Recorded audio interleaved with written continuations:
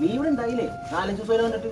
ഒന്നും പറയണ്ടടാ, കുറച്ചു ദിവസം ഞാൻ ഇവിടുന്ന് മാറി കയറുന്നു. അതാണ് നിന്നെ കാണാഞ്ഞത്. എടാ ചോദിക്കണമെന്ന് തോന്നരുത്, നിന്റെ ഒരു 10,000 രൂപ മറിക്കാൻ കാണും.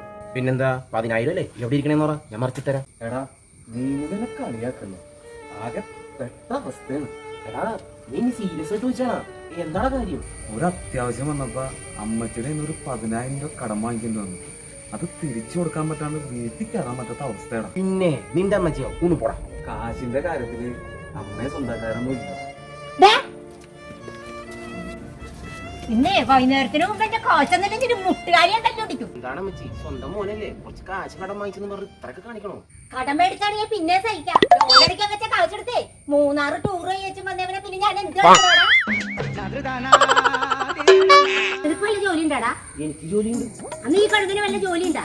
നേരം വെറുതെ എങ്ങട്ട് പുട്ടുതാന്ന് പറഞ്ഞിട്ടുണ്ട്. പുട്ട് കുട്ടിയുടെ വെള്ളം കൊണ്ടുവന്നാലും എല്ലാടെ വല്ല കാര്യം നടക്കുള്ളൂ.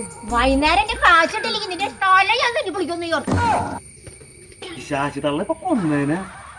അപ്പൊ നീ ടൂർ പോയതാണല്ലേ? ടൂറ് പോയതല്ലടാ, പൈസ എടുത്തിട്ട് അമ്മക്ക് പൊക്കിയാലൊന്നും കുറച്ചു ദിവസം ഒളിവിൽ പോയതാ.